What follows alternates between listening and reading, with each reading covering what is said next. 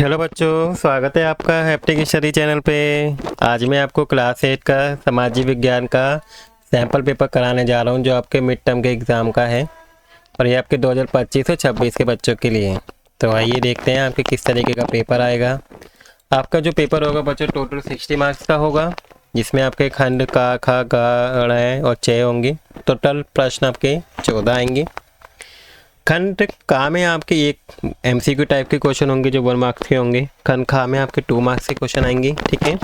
And खंड गा में आपके 3 मार्क्स के क्वेश्चन होंगे। एंड खंड गा में आपके 5 मार्क्स के होंगे और खंड ड़ में आपके 4 मार्क्स के होंगे जो केस आधारित प्रश्न होंगे, ठीक है बच्चों। आपको एक पैसेज दिया जाएगा और उसको पढ़ के आपको आंसर देने होंगे। इसी बार बच्चों खंड चा में आपके मानचित्र आधारित प्रश्न होंगे जो 5 मार्क्स का होगा। तो ये देखते हैं, देखिए खंड का में आपके किस किस तरीके के क्वेश्चन है जो आपके एग्जाम में आएंगे। देखिए फर्स्ट क्वेश्चन आपका है कि निम्नलिखित में से किस खंड को भारतीय संविधान की अंतरात्मा बोला जाता है। तो बच्चों भारतीय संविधान का अंतरात्मा मौलिक अधिकार को बोला जाता है, ठीक है। दीपक को भाषण देने से रोका गया है, बताइए दीपक के किस मौलिक अधिकार का हनन हो रहा है। तो यहाँ पे देखो बच्चों उसकी स्वतंत्रता का जो अधिकार है उसका हनन किया जा रहा है। कौन सा देश है जहाँ पे धर्मनिरपेक्ष है। देखिए अलग अलग देश दे रखे हैं। एक देश ए है जिसमें सिर्फ एक ही धर्म के लोगों को वोट डालने का अधिकार दे रखा है। दूसरा देश है बी जिसमें एक धर्म को राजकीय धर्म के रूप में स्वीकार किया गया है। एंड देश सी है जिसमें एक धर्म के मतों को मूल्य दूसरे धर्म के मतों के मूल्य से ज़्यादा है। एंड सेक्शन डी है जिसमें सभी धर्म के मानने वाले लोगों को इक्वल राइट्स मिले हुए हैं, समान अधिकार मिले हुए हैं। तो बच्चों कौन सा सही है जिसमें सभी धर्म को मानने वाले लोग को समान अधिकार मिले गए, यानी कि सेक्शन डी वो ऑप्शन डी इसका सही आंसर है। इसमें बच्चों गवर्नमेंट ऑफ इंडिया एक्ट है वो कब पास किया गया था। वो आपका 1909 में पास किया गया था, 1909 में। इसके बाद बच्चों आपको सही मिलान की पहचान करनी है। देखिए बच्चों प्राथमिक क्रिया बैंकिंग का उदाहरण नहीं है, ना बीमा का ना व्यापार का। जो ये उदाहरण है बच्चों किसका है, मत्स्य का उदाहरण है, यानी कि ऑप्शन नंबर ए सही आंसर होगा। इसका बच्चों आपका नेक्स्ट है कि निम्नलिखित में से कौन सा देश है जहाँ पे चावल उत्पादन होता है। तो वो कौन सा बच्चों, चीन है। तंजानिया किस महाद्वीप का हिस्सा है, अफ्रीका महाद्वीप का हिस्सा है तंजानिया, ठीक है। निम्न में से कौन सी ट्यूब डेवलपर मृदा अपरदन को रोकने के लिए एक सबसे सर्वाधिक उपयुक्त है। तो कौन सी विधि है बच्चों, वेदी का फार। इसके बाद बच्चों नेक्स्ट क्वेश्चन है 9 की असंगत की पहचान करने, मतलब जो अलग है इन चारों में से वो आपको बताना है।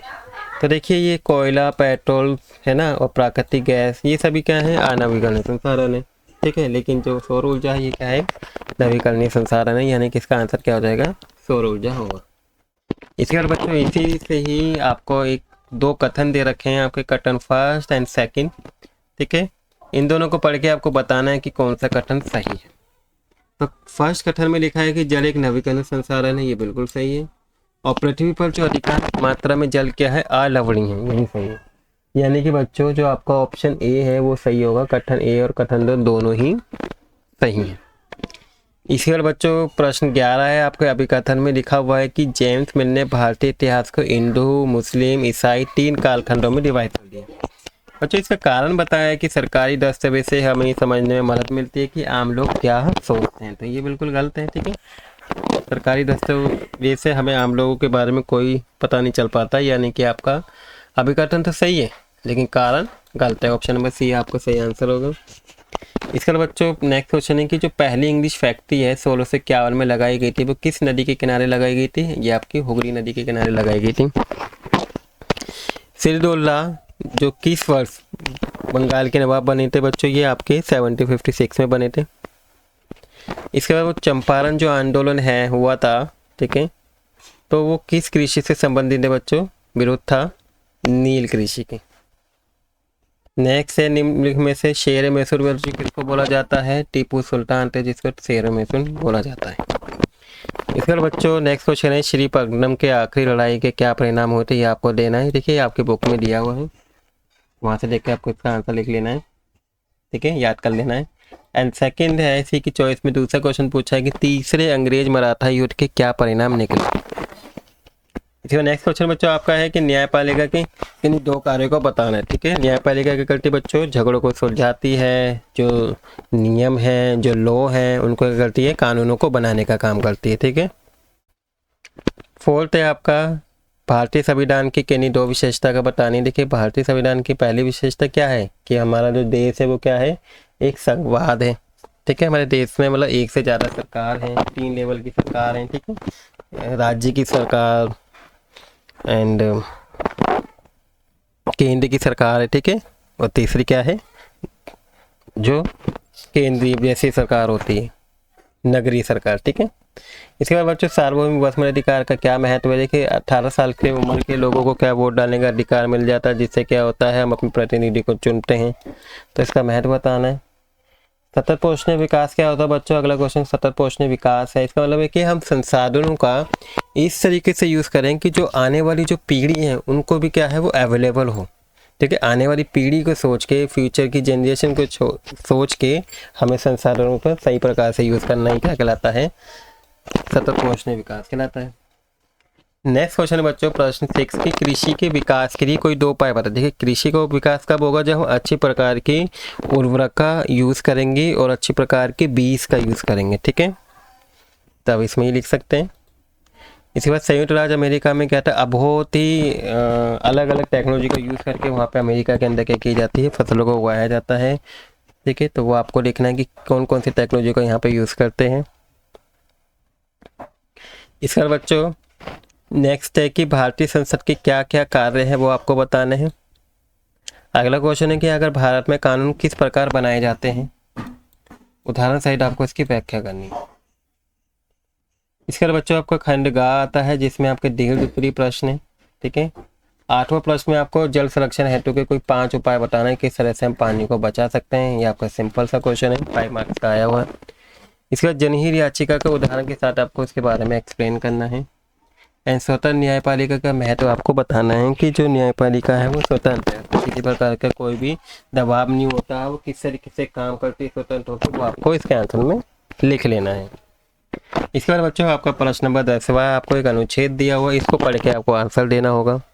जिस अनुच्छेद में लिखा है कि 19वीं सदी की शुरुआत तक पूरे देश का नक्शा तैयार करने के लिए बड़े बड़े सर्वेक्षण किए जाने लगे। गांव में रास्ता सर्वेक्षण किया गया। इन सर्वेक्षणों में धरती की सतह, मिट्टी की गुणवत्ता, वहां मिलने वाले पेड़ पौधे, जीव जंतु तथा स्थानीय इतिहासों व फसलों का पता लगाया जाता था। अंग्रेजों की राय में किसी इलाके का शासन चलाने के लिए इन सारी बातों को जानना जरूरी था। 19वीं सदी के आखिर से हर 10 साल में जनगणना भी की जाने लगी। अब जनगणना के जरिए बाहर के सभी प्रांतों में रहने वाले लोगों की संख्या, उनकी जाति, इलाके और व्यवसाय के बारे में जानकारी इकट्ठा की जाती थी। इसके अलावा वनस्पति सर्वेक्षण, प्राणी वैज्ञानिक सर्वेक्षण, पुरातात्विक सर्वेक्षण, मानवशास्त्रीय सर्वेक्षण, वन सर्वेक्षण आदि के कई दूसरे सर्वेक्षण भी किए जाते थे। तो बच्चों आपसे इसी पैसे से पहला क्वेश्चन पूछा है कि सर्वेक्षण के किसी एक प्रकार का उल्लेख कीजिए, नंबर उसी का नाम लिखिए, तब क्या लिख सकते हैं, पुरातात्विक सर्वेक्षण लिख सकते हैं। इसके बाद जनगणना कितने सालों में किए जाना निर्धारित किया गया। ठीक है,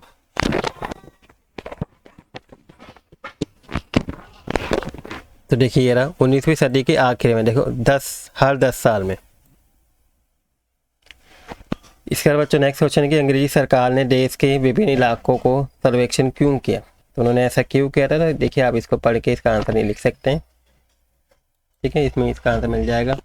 इसके बाद बच्चों आपका सेकेंड है अनुच्छेद दे रखा है 12वां, जो आपका लोकतंत्र से यानी कि आपकी लोकतांत्रिक बुक से दिया हुआ है। इसमें लिखा हुआ है कि सहमति का विचार लोकतंत्र का प्रस्थान बिंदु होता है। सहमति का मतलब होता है चाह, स्वीकृति और लोगों की हिस्सेदारी मिल गई है। ठीक है, मंजूरी मिल गई है और लोगों का निर्णय ही लोकतांत्रिक सरकार का गठन करता है, उसके कामकाज के बारे में फैसला देता है।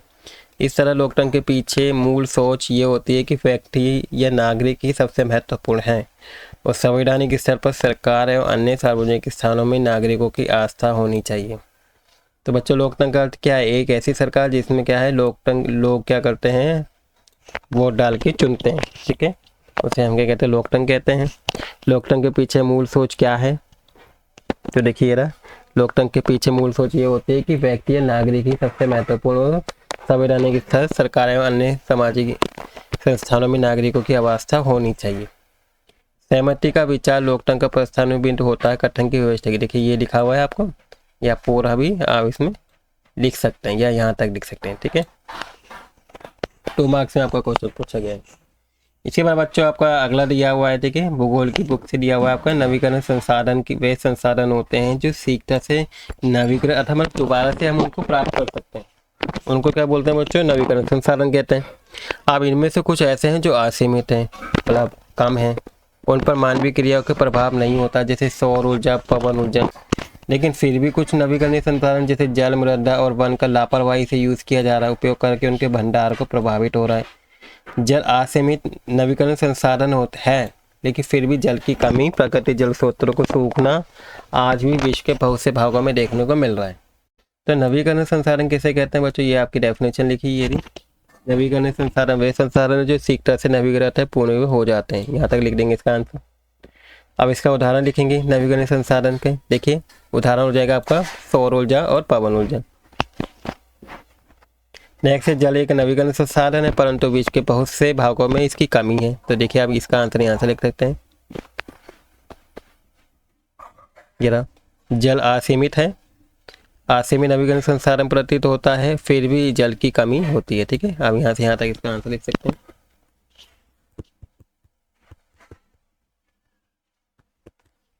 इसी बार बच्चों आपका नेक्स्ट क्वेश्चन आता है अनुच्छेद 13, मतलब प्रश्न 13, जिसमें नेक्स्ट अनुच्छेद दिया हुआ है।